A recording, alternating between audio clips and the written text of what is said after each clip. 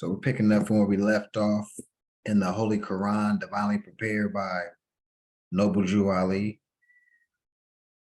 We are on chapter 45, the divine origin of the Asiatic nations. The fallen sons and daughters of the Asiatic nation of North America need to learn to love instead of hate, and to know their higher self and lower self. This is the uniting of the Holy Quran of Mecca for teaching and instructing all Moorish Americans, etc. So you see, we have the Circle 7 Quran and then uniting it with the Quran of Mecca. That's essentially the Quran with the Q. The key of civilization was and is in the hands of the Asiatic nations. The Moorish, who were ancient Moabites and the founders of the holy city of Mecca. The Egyptians, who were the Hammatites, and of a direct descendant of Mizraim. The Arabians, the seed of Hagar. Japanese and Chinese. The Hindus of India, the descendants of the ancient Canaanites, Hittites, and Moabites of the land of Canaan. The Asiatic nations of North, South, and Central America. The Moorish Americans and Mexicans of North America, Brazilians, Argentinians, and Chileans in South America. Colombians, Nicaraguans, and the natives of San Salvador and Central America, etc. All of these are Muslims. The Turks are the true descendants of Hagar, who are the chief protectors of the Islamic creed of Mecca, beginning from Muhammad I, the founding of the uniting of Islam by the command of the great universal God, Allah. So as you can see, this week is a short chapter. Before we get into the analysis, Islam brother Norvell, peace and love, hope all is well. And that's the brother we met after we left the temple. The first meeting, we opened up that building. We went to eat and met this brother. He seen all the fezzes. And first thing he says, where's the meetings? And we conversed, and here we are. So Islam. So I'm gonna open the floor for any analysis or any thoughts on this. For me personally, since I've been reading that book, Muslim versus Muslim, Islam, Jalisa. Islam, everyone. Islam. So what stood out for me personally is, like I say, I've read this book multiple times, and since I've read the book Muslim versus Muslim, which he's laying the foundation on how the Holy Quran of Mecca, which is the most common green Quran with the Q, how it's connected to the Quran with the K, and he's that stood out to me on line 1. This is the uniting of the Holy Quran of Mecca. So the Holy Quran of Mecca, that's the Quran. That's the title. So also what stood out to me is and mainly because we were on the topic. I know those who weren't at the physical meeting didn't hear what we talked about, but it was a portion of the book where it speaks on how Hagar, which is Ishmael's mom, was at a body of water, and she circled the water so the water wouldn't make a river, to keep the water there for the use of the society that was near the water. And they paid homage to her for that action. And that's why they, go counterclockwise at the Kaaba. It's like a ritual to pay homage that Muslims do today. And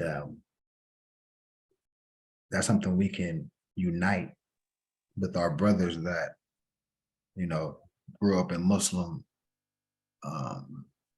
aspects of thought, we can show them like, look, Hagar, yeah, that's our ancestor. We with that. Any descendants of Abraham, all that's all, that was Moors. So it's something to unite behind. And once we get more clarity on just different things of that nature, we can express things to our people in a way that's once again not combative. And next thing you know, we linked up. Next thing you know, it's more numbers. But Ali Khan, Islam. Islam. But yeah, those are my thoughts. Any other thoughts on this short chapter? Yeah, that's when I see them words, that's the son of Noah too. Like that's how the Bible breaks it down. And, for the flood, and Noah gathered all his sons and animals and shit like that on the ark. The Shem, Ham, Japheth, and so that's where some of them names come from. Yeah, that's where I was sitting on too, Blaze, because I'm reading the Curse of Canaan, and then it meant right when you said Noah's sons, one of them ended up, having sex on the ark after, they was told not to fornicate. And then, so that was just like a connection for me right now. And I was just like, oh, dang, right where I was at. But then when the Sheik was tying it back in with those names, the Canaanite, Hittites, Moabites, and then all in the Hagar, you know what I'm saying? Like all that was in the Curse of Canaan. You know what I'm saying? So it was just like, oh man, everything tying right back into stuff that I'm listening to as well. So it's like, okay, coming around full circle, you know what I mean? All of our people learning who is who, and his sons and, and their uncles, you know what I mean? So yeah, it's pretty dope. Wow. I forgot which one. The Quran or the Bible says that one of Noah's sons didn't get on the ark. He tried to go somewhere like on the highest peak and thought he could survive the flood, and that's when the Bible, it says something about I am the God of Shem and Canaan should be your servant.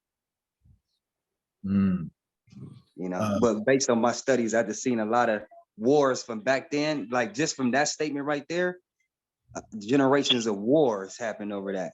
You know what I'm saying? Right. Okay, we got a hand raised in the chat, bro. Yeah, Brother Norvell, go ahead. You got any thoughts?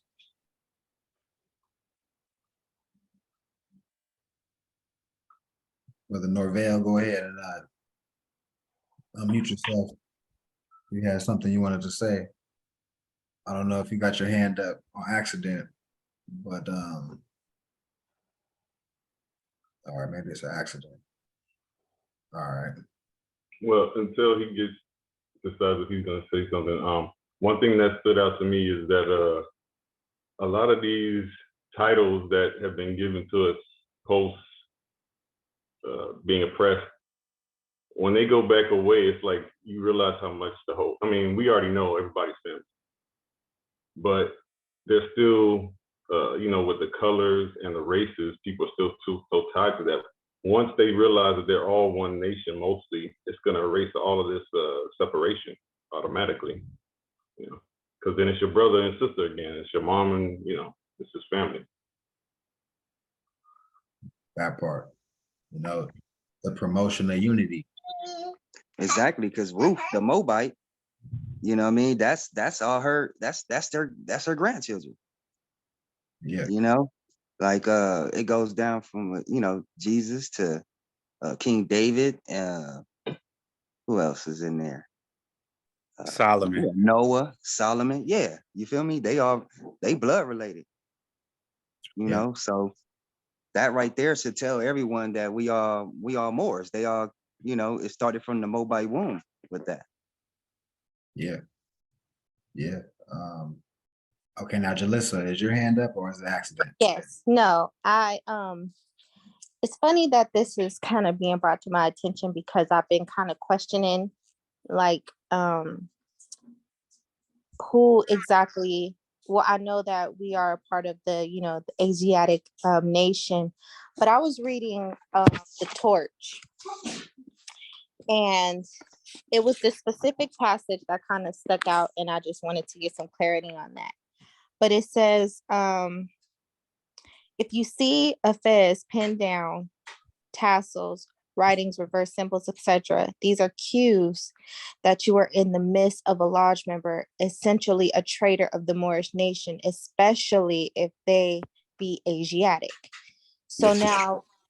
now I'm like, how, like, what's the difference now? Or how do we, we're not considered traitors, of course, and we wouldn't want to, associate with that word. So now I'm kind of, if we are Asiatic, why are they mentioning that the Asiatics are considered traitors to the Moorish nation? Oh, because it's pinned down, because what the tassel represents when it's flowing 360 degrees, Mhm. represent just that, 360 degrees. But when it's pinned down, now you're saying it's a stunt on the knowledge. You're saying it's a hidden hand. You're saying it's a fraternity. You're saying you're mocking the original origin of the fez, but being the womb and the umbilical cord, and representing the moon cycles, um, things like that. The four gates, four seasons. When you pin it down, it takes away from the origin of the expression of the fez. And then the marking too. Okay. The marking, yeah, we're not supposed to mark our fez.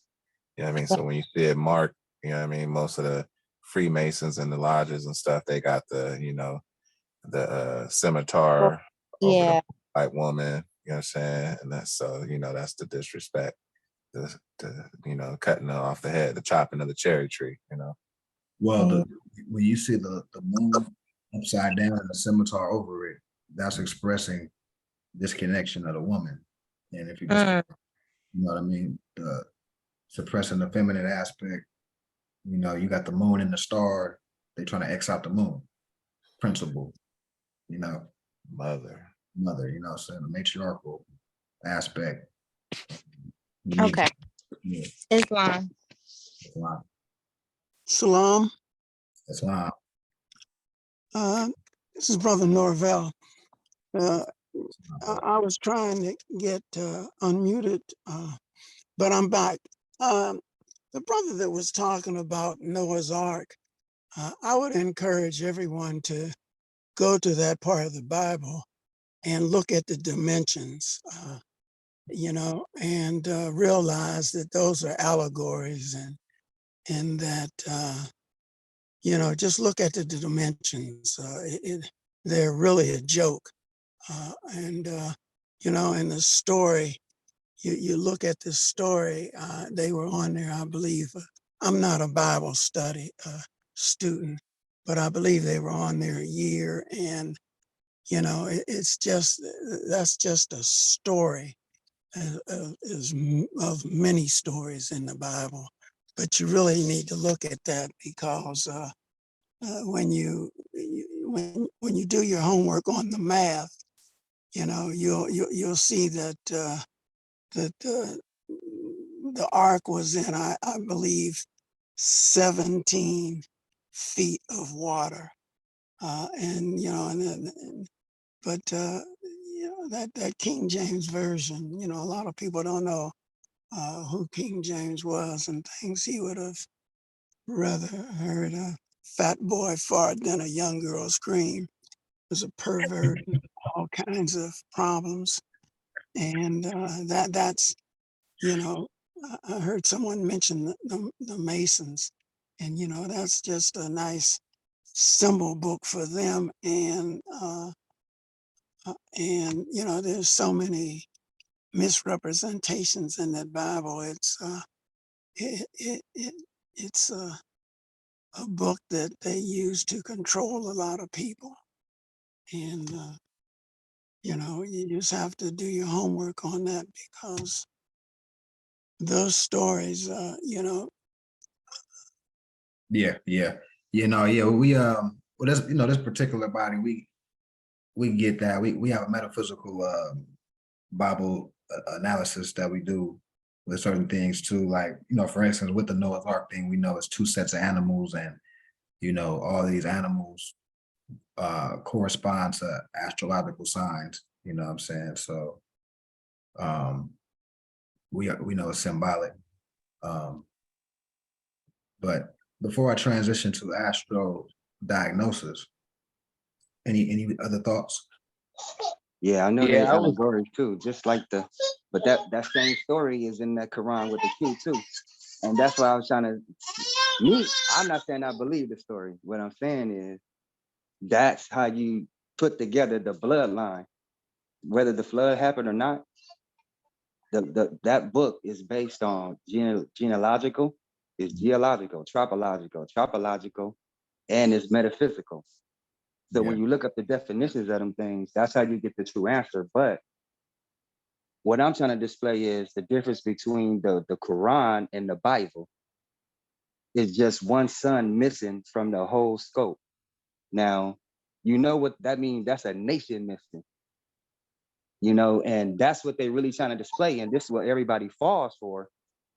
And that's why you got the bickering back and forth, because those two books are saying two different things, you know. So that's why we stick with the Quran with the K, so you know, because it's more clarity in it.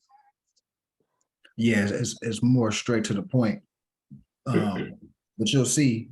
As a matter of fact, we're going through that. We're going through the series right now. We just popped the book open, and we're actually analyzing the one with the Q and the K. We'll be on that the next couple of weeks. And so far, we went through a couple surahs. Surahs being chapters, and we can compare the surah, and then we compare the chapter from Circle 7, and in principle, how it was saying the same thing. Noble Joe Ali just compiled it in one-liners or two-liners. And, you know, as we all know, as we've been going through the Quran Circle 7 for the last couple of weeks, there's words in there that I looked up ahead of time. So I'll say a sentence or two from him, from the prophet, and it expressed damn near a paragraph. So, you know, that's what that was about. But, you know, as you can see up here, they go hand in hand, because this is the uniting of the Holy Quran of Mecca. Circle 7 Quran is not the Holy Quran of Mecca. That's the Quran with the Q. So he's telling you off top, this is a puzzle piece that go hand in hand with further instructions, you know what I'm saying? So this is how we can, you know, be diplomatic and talk to our brothers that, you know, come up in Muslim circles, and they, you know, you can help them not be combative and link up, you know, because that's what it's about, you know, the unification. And even when we talk about Prophet Muhammad, he was the, what does it say? Muhammad the first, the founding of the uniting of Islam. So he was a unifier. So before the uniting, our people was probably bickering over stuff that don't matter. But Muhammad unified all that, like, stop it. You know what I'm saying? So this is the aim, you know what I'm saying? Like, you know, linking up. Cause like I say, back to Temple 80, back to the LA Temple. Majority of them people in there probably not rocking with what we're doing, you know, but it's like 3 people in there that is. And we making arrangements to do certain things. So imagine all the temples. Right, it's just speculation until you actually physically go to the temple and look these Moors in the eye and say, what's up? It's, you know, it's all up. Collect data, right? But Islam. yeah. I wanted to make a couple key points. Mhm. How it says the divine origin of the Asiatic nations, that word Asiatic means the human nations. And then we get to the definition when we read the chapters. And it's funny how it's only 7 ayats or verses, like the circle 7, 360, like you just said, the 360 degrees of knowledge of the Fez, showing that we have many ties all over the land because Asia is Earth. Then I wanted to make a point how the missing puzzle piece is the fallen sons and daughters of North America, because we haven't learned to love instead of hate. But the higher self, North America, and the lower self, South America, they have learned to love instead of hate. Over in Northeast and Southeast Amexem, they have learned to love instead of hate and work together and actually move as a nation. We the only ones that haven't done that. Then it says to know their higher and lower self, not only to learn to love instead of hate on ourselves, but to know that the higher and the lower self is the higher and the lower self on the land as well, and everybody's connected to us, but we the origin. But I just wanted to make those couple points because Noble Drew Ali was tight, man. Yeah, man. Yeah. Something pop out every time. Like it's probably like the fifth time. You know, as we've been going over it as a collective, but you know, something pop out new every time, man. So Islam. Right. And that Holy Quran with the Q was for the children. So is the teaching for the instruction of the children is what he's really saying, because we all haven't became adults yet. You know, we still, you know, ever since I learned more science, I became a baby. You know what I mean? I'm only like what, you know, such and such years old, you know what I mean? From knowing this knowledge. right. And you know, back to like what we talked about last week in class, when you look up the 6 articles of faith, any people that grew up in Muslim circles, they know what that is in principles. So if you Google the 6 articles of faith, and then you're gonna look at what are one of the articles or what are one of the pillars, honor all prophets. What does Noble Drew Ali say? We honor all prophets. That's in harmony. It's just expressed different. So I just want to give an example of how we can come. We're trying to unify the people. Diplomacy. The Moors is about unifying the people. Right? So I'm gonna transition to astrodiagnosis, pick up where we left off. And once again, just take mental, physical notes so we can have a comprehensive conversation on the back end. Excuse me, Grand Sheik, I had a question. Islam. Yes, because I'm trying to find it on RVV publications, but haven't been able to yet because there was I thought I read on there about the Mohammedan religion brought upon by or imposed by King Ferdinand. So I was a little bit confused about that because I was thinking that that was the Muslims that follow the Quran and with a Q. You read something where it expressed that King Ferdinand was down with the Mohammedan religion, or against it. What were you saying? I didn't quite hear the beginning.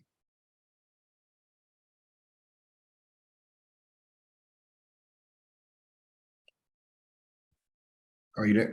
Can you hear me? I'm not sure what happened. I think she got kicked out. Let's see, make sure she's still in. Yeah, she got. I haven't done too much reading and stuff, but I'm guessing that the Mohammedan Muslim religion is why people think that Islam is a new religion and not an ancient one. Right. She was probably referring to that, huh? I don't really know too much about it, to be honest. Yeah, I just wasn't sure what angle she was coming from, but I'm pretty sure she'll be back. And so I'm gonna transition to where we left off from a book called Astrodiagnosis by Max Wendell.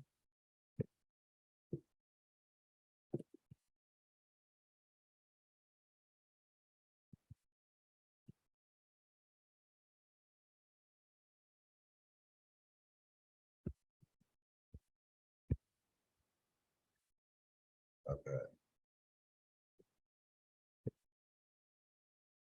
And I sent you got the PDF, Norvell, right? I'm not mistaken, I sent that out to you.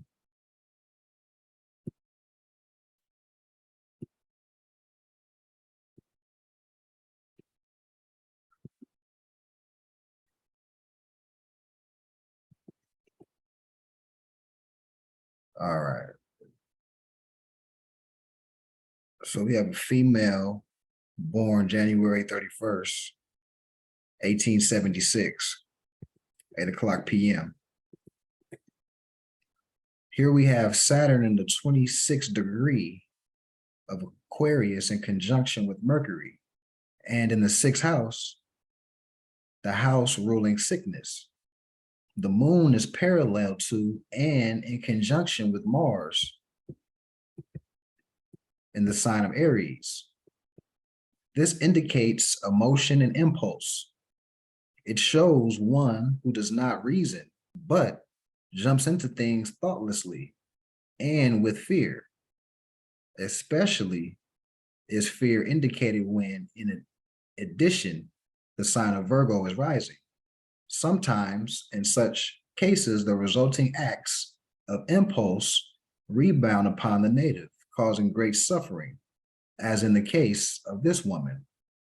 When she began to suffer with eye strain, she permitted the doctors to operate on her eyes on 2 different occasions. The first time, they removed the right eyeball, and the second time, the operation destroyed the sight of the left eye. From planetary indications, with the proper eye care and diet, her eyesight might have been saved, but unfortunately, she did not hear of the invisible helpers until too late. We see that in the case of horoscope number 2E, the native was in the hands of fate, and she had to pass through the greater part of this life in darkness, while in the second figure, fear and excessive emotion precipitated total blindness.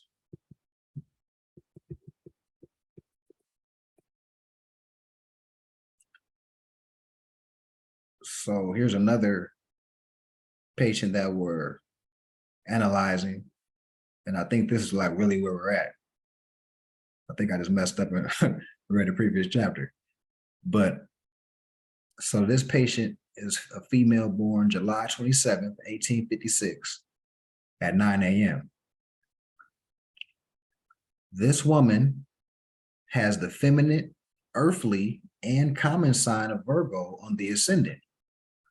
We are taught in the cosmoconception that the law of consequence works in harmony with the planets, and that the spirit is born into the physical world at the opportune time when these may operate in harmony with each other. The birth of the ego is so timed by the lords of destiny that the horoscope, which is the clock of destiny. So this is Max Wendell calling the horoscope the clock of destiny. Somebody outside of C.M. modern European. Registers the kind of debts which the ego has incurred in its previous lives, and the time when these debts come to fruition, when the harvest from the seeds which have been sown must be garnered. However, the law of destiny is not a blind law, for it may be modified to a certain degree in proportion to the strength of the will of the ego. When fixed or cardinal signs are on the angles and the afflictions are from common signs, then the ego is often able to modify the effect of planetary afflictions. But when, as for instance, the horoscope under consideration, we find a common sign on the ascendant and the afflictions come from fixed signs, then it is very probable that the forces involved in the debt of destiny are too powerful for the ego, and the law must take its course. That makes sense too, because fixed signs are more stuck in their ways versus mutable. You know, mutable is more flexible. So that resonates. In this horoscope, we find the sun strongly placed in its own sign, Leo, which is a fixed sign in conjunction with Venus, square to the inflammatory Mars and parallel to Uranus. The fiery planet, the sun, is also in conjunction with Acile, a fixed star which is in 5 degrees 41 seconds of Leo and has influence over the eyes. We find Uranus in 24 degrees 36 seconds of Taurus, a fixed sign, in conjunction with Pleiades, a group of stars which are in 28 degrees 41 seconds of Taurus, also having an afflicting influence on the eyes or upon the eyes. So that's the chart, that's the visual of the chart that we've been discussing.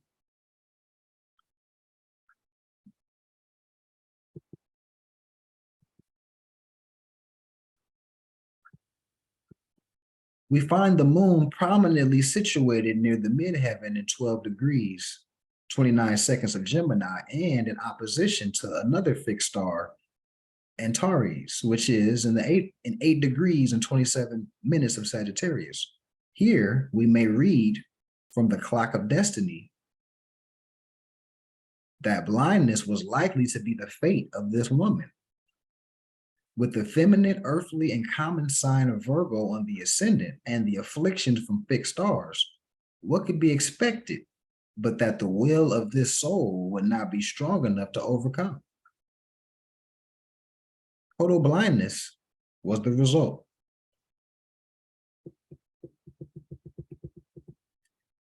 But what did she do to precipitate this? We find Saturn, the planet of obstruction, in the 10th house, in the sign of its fall, Cancer, and square to Jupiter.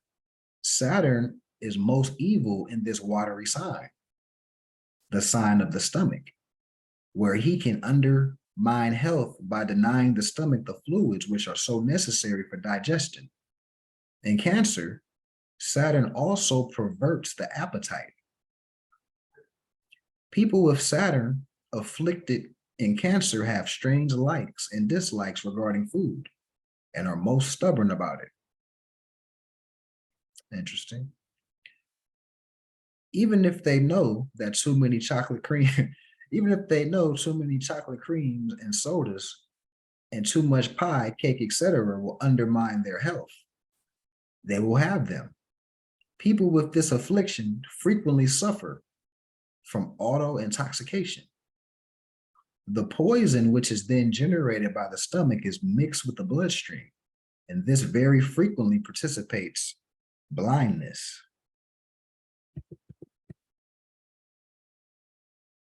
Eating crazy produces poison that leads to blindness. We find in this horoscope a well-aspected Mercury, which is sextile to Uranus in the ascendant and trine to Neptune, indicating the native had a keen desire for knowledge, especially along occult lines, and did not save her eyes, but very likely read with poor light, late at night, perhaps reading in bed, which is a most dangerous habit and which has caused many to lose their eyesight. But every cloud has its silver lining, and although this poor woman has been totally blind for some years, yet she has developed the sixth sense. The sixth sense. With Neptune sextile Uranus and trine Mercury, she has a wonderful development of the spiritual faculties, making it possible for her to leave her body at will. And she claims to be able to travel to far-off planets. Had these afflicting planets and the ascendant been reversed, with a fixed sign rising and the affliction from the common signs, even though Saturn had been in Cancer, the will would have been strong enough to have saved at least a degree of this woman's eyesight.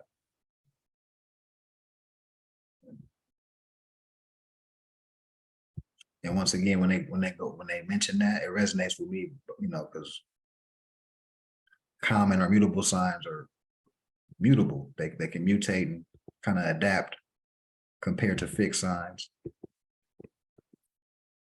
So that would make sense. One ship sails east and another sails west, with the self-same winds that blow.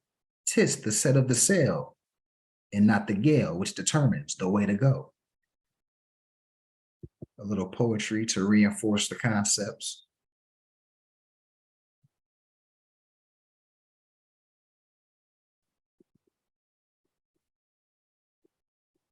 So let's dissect another patient. So this is a female born June 28th, 1868. This horoscope is minus the hour of birth. Therefore, we are using a plane figure with the planets copied from the ephemeris for noon in the location Greenwich Mean Time. But from all indications, we believe that this woman has the last part of Cancer on the ascendant. The sun is in conjunction with Uranus, square to Jupiter. Uranus being square to Neptune, while Jupiter is in conjunction with Neptune and Aries.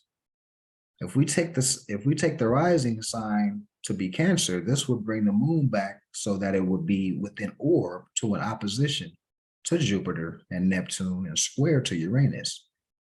We have here a configuration of planets which indicate that excesses and emotions have ruled this woman, and to a very great extent, especially as we find the planet of desires, the hot-tempered Mars, in its fall in Taurus.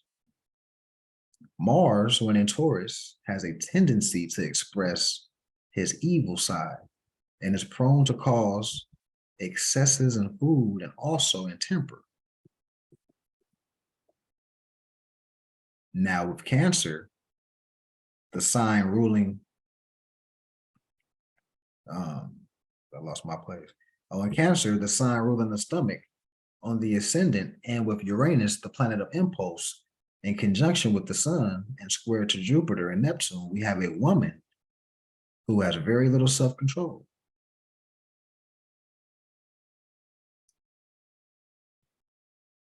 Excesses of all kinds have filled her body with toxic matter. And like we said earlier, the poison that gets secreted based on her not eating properly as well. That's the effect of the cause. And that, the cause is also these aspects from these planets, giving her the tendency to even have the appetite or cravings in the first place. But those are the tendencies that still can be navigated by our self, our ethereal, the mind, our actual self can control the vehicle still, because tendencies are still, cardinal. That's why we discipline ourselves. That's the whole point of having temple settings like this, striving to be scholars and nobles and have character, positive character. That's the whole point. So you can counteract these tendencies that might be unfavorable if you let them get out of hand. That's the difference. We can't fall victim to the tendencies, but you have to know your tendencies.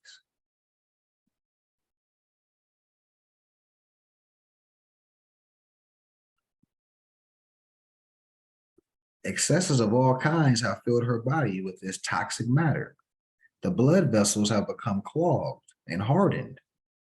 When a woman at the age of 55 who has had to work hard to support herself and family gives way to anger, and when, as a result, the blood bounds through the hardened arteries, bringing an unusual rush of it to the head, we may expect trouble. Let us see where this may be found. Mars, as we see, is in conjunction with the group of fixed stars called the Pleiades, which have an evil effect upon the eyes. With Mars in 27 degrees, 55 seconds of Taurus, in conjunction with the fixed stars of a Mars-Moon nature, with a progressed sun within orb of a square to Mars, and with the progressed Saturn retrograded back to the opposition of Mars, there is a tendency for a temper to be aggravated bringing trouble upon parts of the body which Mars affects. In this case, the eyes, right? Because we're dealing with Mars, so we're dealing with, Aries, basically, and the eyes are on the head. So we're dealing with the head, right? So in this case, the eyes. Saturn has a hardening, ossifying, restricting influence upon the part of the body corresponding to his position in the horoscope. We find this planet in 0 degrees and 0 minutes of Sagittarius in opposition to Mars, a radical. With these afflictions, we may expect some trouble with the eyes. In the early part of July 1923, this woman developed what doctors call retinitis, root word retina. So she developed what doctors call retinitis of the right eye, which is an inflammation of the retina. This caused a rupture of one of the blood vessels, accompanied by severe pains in the neck and shoulders. We would not, however, attribute all the damage to temper and hardened arteries, for the foundation of the trouble had been laid by eye strain. So, right, eye strain, reading in the dark, and all the other examples that were given that contribute to eye strain. This woman was employed. This woman was employed during the day as a chiropodist, and at night she spent long hours in reading occultism and studying astrology. She had the pernicious habit of reading with a bright light close to the eyes while lying on a couch or bed, thereby causing a strain of the muscles of the eye.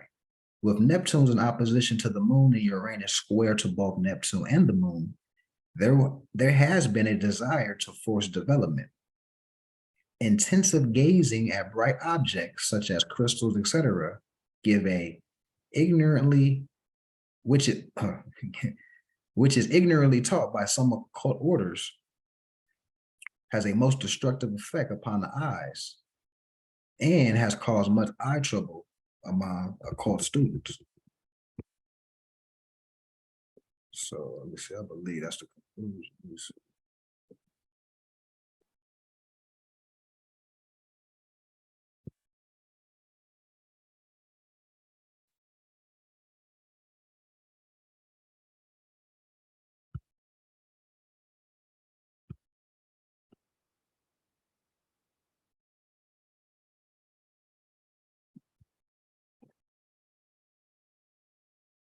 Yeah.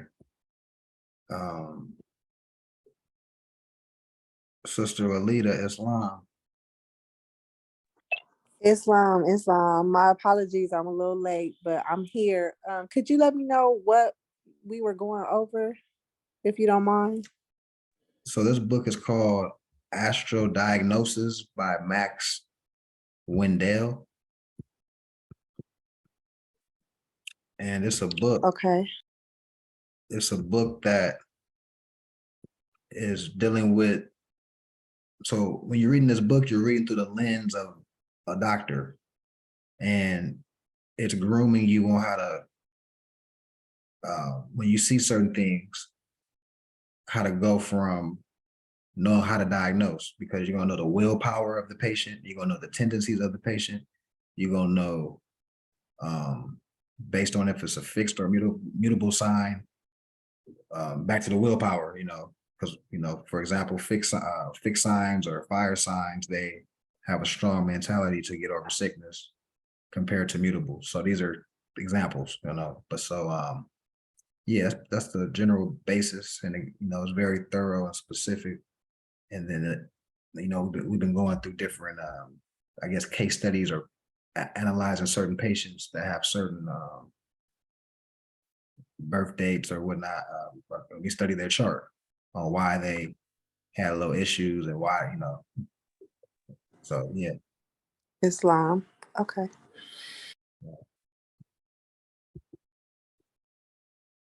Let me make sure that yeah, okay, I was done. So we'll pick it back up on on the holy day with this chapter dealing with the throat. So let's open the floor for any analysis on what was read.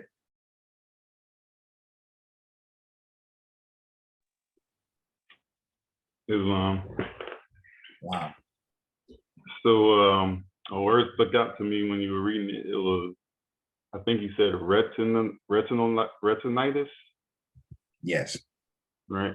So the part of that word that stuck out is itis, right?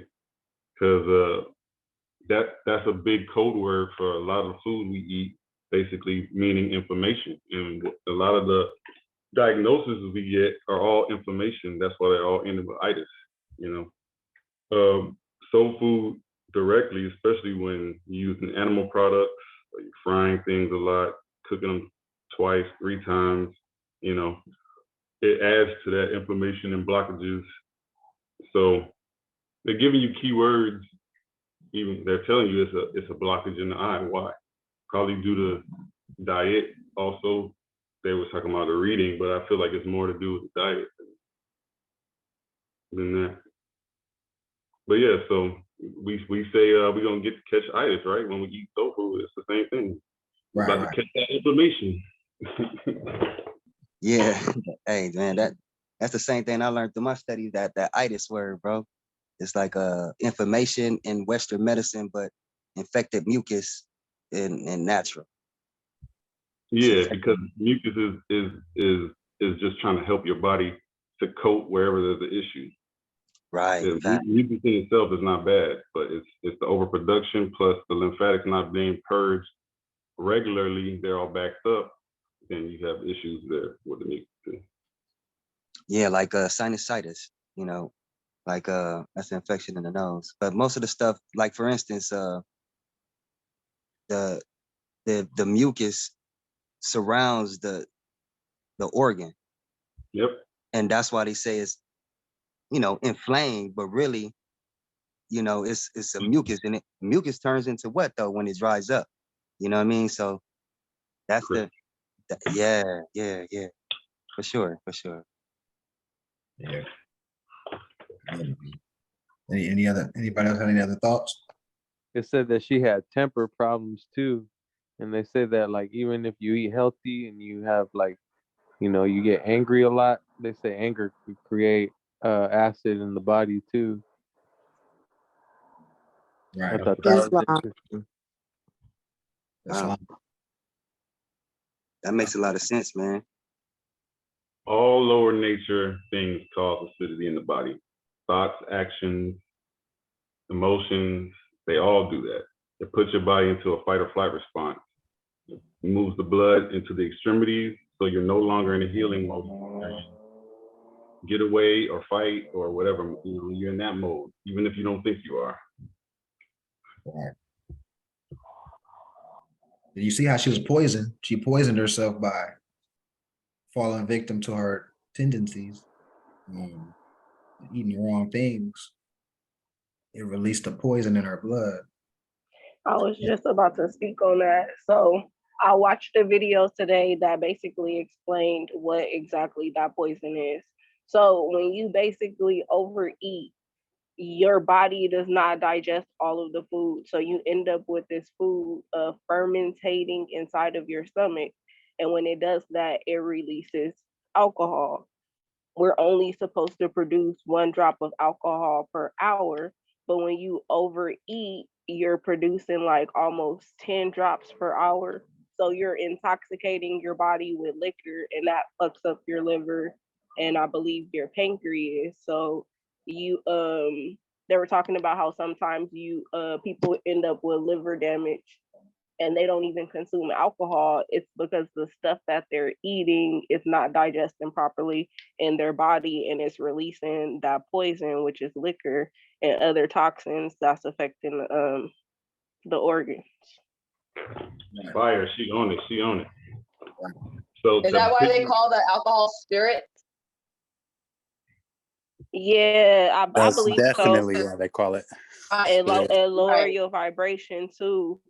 Yeah, And it's then something. it allows other energies to creep into your body. spirits. So Exactly. you're drinking a spirit. You're drinking, alcohol is an Arabic word, and they Yeah, we call make that a spirit to yourself. So I'm pretty sure, like, it's like what it's called. Like, that's just what it is. Like, you're drinking something and you're allowing something to come inside of your body and control you. And then we always look at spirits as entities. We don't necessarily look at them as like diseases and blockages in your system, but we need to start looking at it as that too. Like, Body, just him, and change the Toby. perspective of it. But it meets the eye. Yeah. So to piggyback on what you were saying about the alcohol, that's the same thing that starch does in your body. It turns into sugar. Sugar turns to alcohol. When you drink alcohol, it turns into sugar. So it's like a roller coaster of death already. And all of that, your liver is trying to take care of all of that. Like she said, the pancreas, kidneys, they're trying to take care of, bring all that back into balance, which means what? They got to pull liquids, minerals from other systems to balance that out, which puts you in acid again or some other compromise. So, staying in balance with all things, that's just the best for everybody. It's hard for some people based on their, like you said, based on their angles of light. But we got the cheat codes, so we're supposed to be able to beat that. Right. Yeah, cheat code. And I was looking at something right now just to analyze for specificness. So we have a woman with very little self-control, but when we rewind and go up, we're gonna see why. She has the tendency to have very low self-control. That's not her fate. She has a choice to overcome her well blend or the snapshot of where the stars was at when we came out the Stargate. That's just the tendencies we was dealt with, but we can do things to counter that, right? So based on her not doing the countering, right? So Mars, when in Taurus, has a tendency to express his evil side and is prone to cause excess in food and also temper. Now with Cancer, the sign ruling the stomach on the ascendant, and with Uranus, the planet of impulse, right? The impulse part, that's what we're talking about, impulsively eating. In conjunction with the sun and square to Jupiter and Neptune, we have a woman who has very little self-control. Excesses of all kinds have filled her body with toxic matter, right? And in the above two paragraphs, they call it poison. But here they call it toxic matter, right? So we can, that's an example of, we just need to know ourselves, so we can back to making the tweaks, and that's the Alita, that's been the reoccurring theme, paralleling this book by this modern European Max Wendell and the Circle 7 and the same principles of know thyself expressed in a different way, Islam. I love it. I'm actually, I graduated as a registered nurse. I'm not practicing yet, but it's just all coincidence. And I'm listening, and I'm trying to understand. Okay, so they're taking readings on people who has ailments, right? And then they're connecting, right, their signs with why they are the way they are. Like they were saying, they're impulsive or whatever. Am I getting this correctly? I'm trying to, digest everything because I just got on. So am I saying it correctly? So these people had ailments, and then they're looking at their charts to see like what caused it, or like how they are, and that's what's causing, the ailments in their bodies. Am I correct? Yes. Yes. Oh, Islam. Because in this particular case, we have a patient that's blind or will have eyesight. So now we're dissecting why. And as we dissect, it turns out that she had impulsive. She had her, based on her conjunction with her, her Neptune in the dark. She had excessive personality. And based on that, she fell victim to it.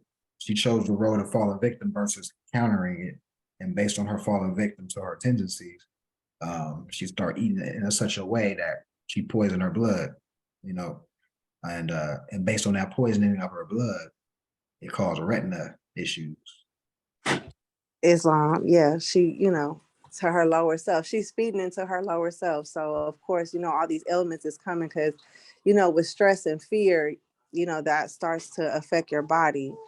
And so I'm getting it. So thank you. I appreciate it. Yeah, Islam.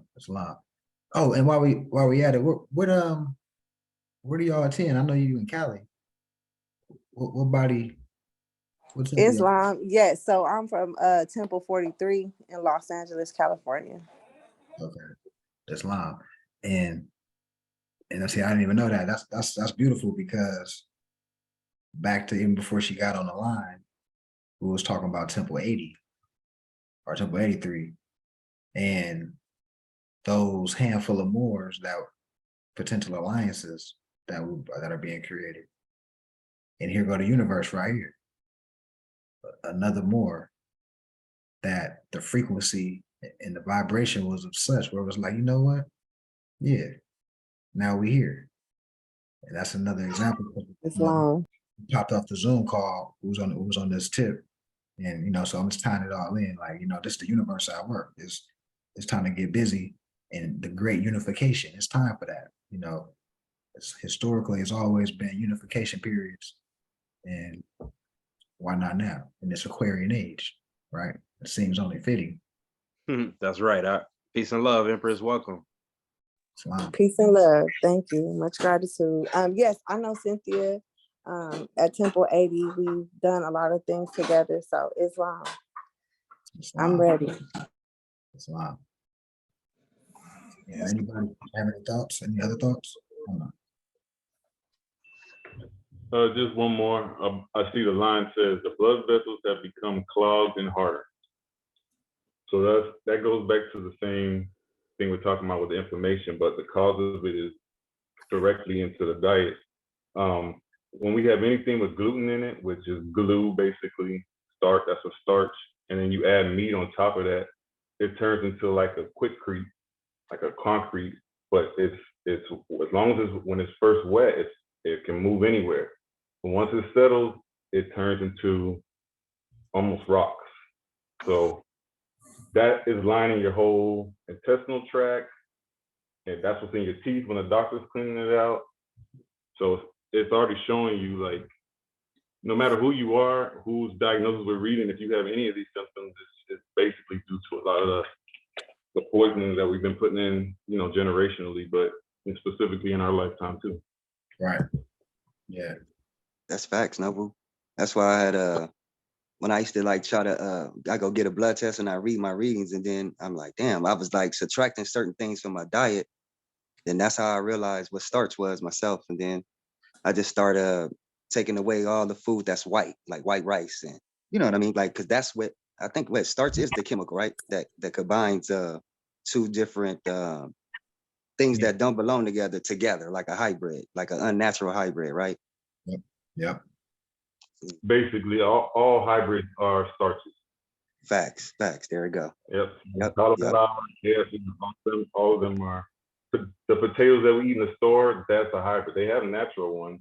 They got the purple ones. Yeah, I do what they call them red potatoes, but they look They're purple. all different colors. Like in the jungle, they grow random colors. Same thing with the carrots, the original ones. They were all different colors.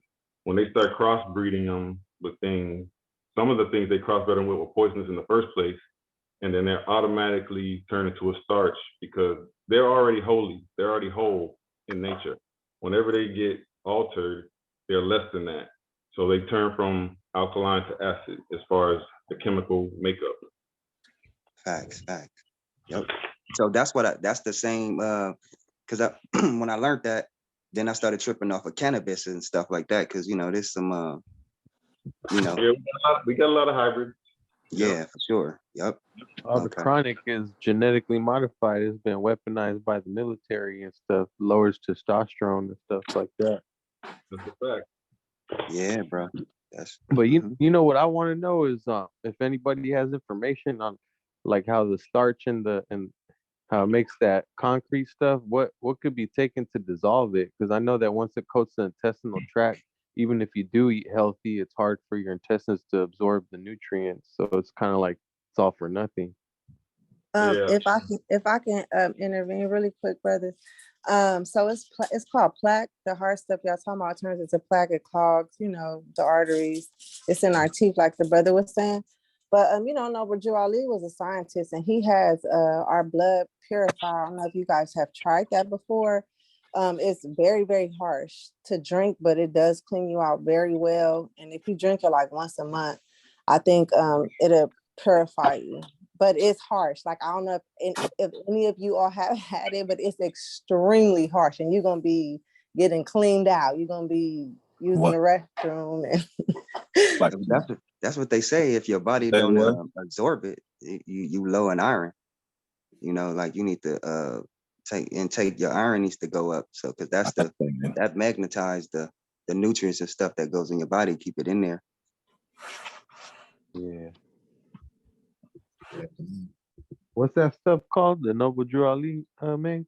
it's I called need that. oil tea and compound. It's called the oil tea and compound, and it's the blood purifier. They have blood purifier. They got the oil, and they got the compound. You put the compound in your bathtub water, or you could wash your hair with it. You can drink it, but it's called oil tea and compound, and it's what is it, the name of it, babe? Oil tea, Moorish oil tea and compound. You can Google it. It's on Etsy. It's kind of hard to get a hold of. I buy it because they make you buy it in bulk.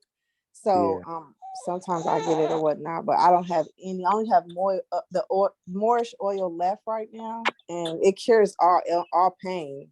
I mean, we live by it. But so the blood purifier is a oil tea and compound. Wow,